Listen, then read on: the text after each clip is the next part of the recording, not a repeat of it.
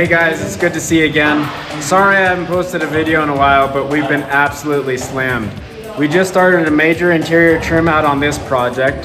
About a month or so ago, we finished siding the big shop up on the hill, and we also started siding our Bear Lake project.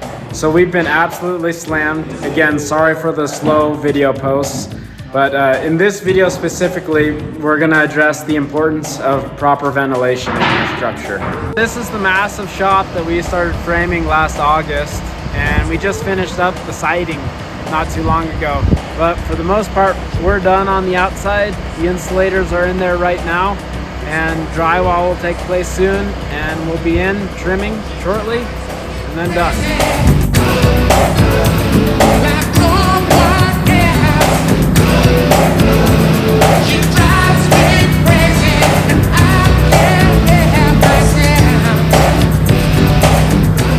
Alright guys, we're back at the Bear Lake project, and we're going to talk about proper ventilation this month. So there's two key areas where you want ventilation to take place. First, you want a properly vented crawl space. Second, you want a properly vented attic space. Now here we use the Diamond Coat vented soffit, and that allows air to come up underneath our eave and vent straight into our attic space. The reason why we want to have a properly vented attic space is because we have to separate our livable area from the exterior. You're going to have your entire ceiling insulated, but in the wintertime, you're going to have a lot of heat generated in your livable areas. And the last thing you want to have happen is any of that heat from your livable areas, you don't want it to escape through that ceiling insulation and potentially melt the snow on the top side of your roof sheeting. If that warm air were to rise all the way up and melt the snow on the top side of your roof sheeting, it could result in a lot of ice dams that can then result in water damage.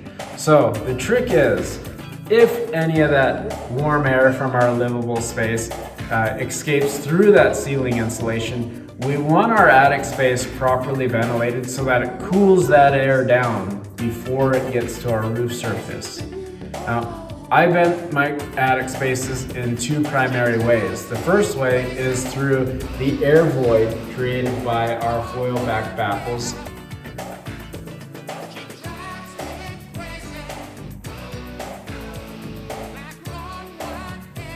And the second way is through our gable vents.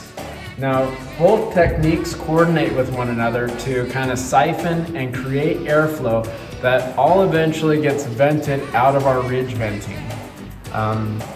So it all comes in, cools down the air. As it's cooled down, it all vents out the ridge. All right, there are three more topics related to ventilation that we're going to discuss. The first being the fart fans in your bathroom. Okay, they're not just for getting rid of stinky smells. They play a more important role. They help to get the moisture generated by your showers and your baths out of the building before any of that moisture can result in rot and mildew growth over time.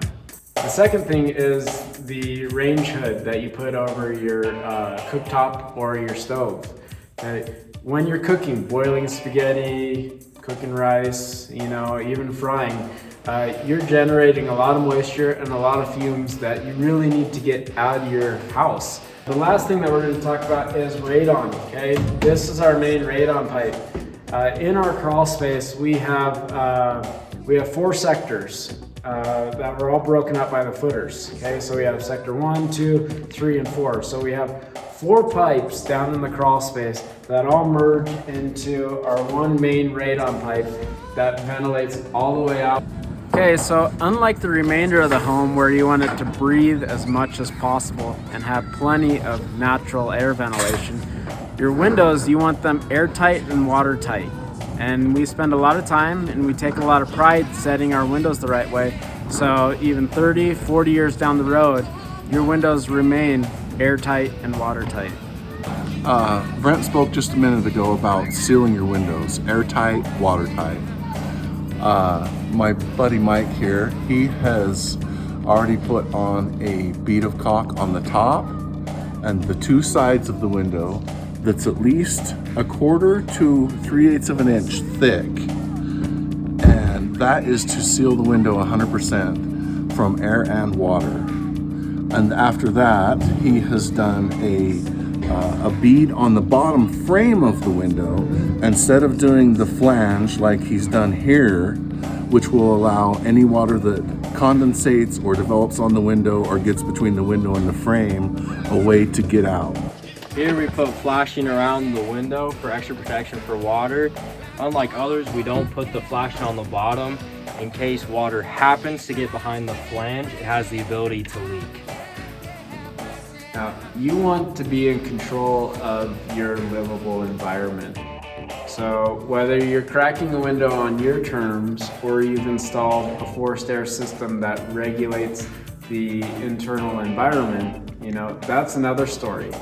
But from the standpoint of this video, you do not want any unregulated airflow taking place in your livable areas.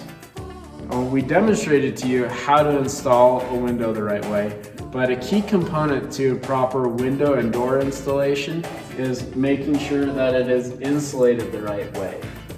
You do not want any air leakage taking place through your windows or through your exterior doors.